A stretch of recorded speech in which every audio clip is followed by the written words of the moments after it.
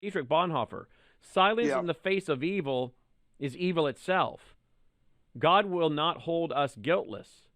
Not to speak is to speak. Not to act is to act. That's a great one by Dietrich Bonhoeffer. So it's a great quote. It's Hitler speaking to Niemöller, who was an outspoken pastor in Hitler's day, and Hitler said to Niemöller, quote, "I will protect the German people. You take care of the church. You pastors should worry about getting people to heaven and leave this world to me," close quote. We know how that story ended. And so this idea that our influence should only relate to spiritual things, but not to so-called secular things, this false dichotomy between the sacred and the secular, that comes right out of the devil's mouth. Yeah. And that's designed to shrink our influence so the godless can take over a culture. The reality is, the churches were told, don't be political. We can't be political. We can't be political. Well, that went on for a lot of years in a lot of churches. No issues were addressed related to the issues of the day, right?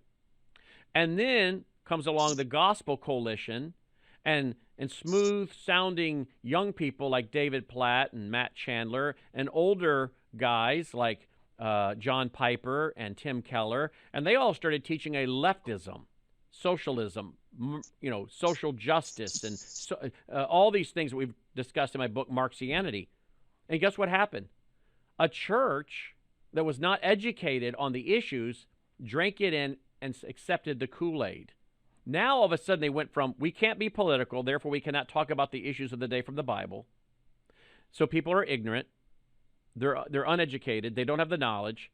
Then along comes a couple decades later, all of these wolves who tell them, here's how you need to be involved in the gospel. What it really was leftist politics disguised as Christianity, and the church that had been left unprepared and unequipped and without knowledge for 20 plus years because the pastors and the church leaders said, no, we can't do that. All of a sudden, they embraced it, and the pastor himself embraced it and brought the Gospel Coalition right into the church and started dragging the church leaders and the young men to Gospel Coalition meetings, and pretty soon that church is now off the rails to the left.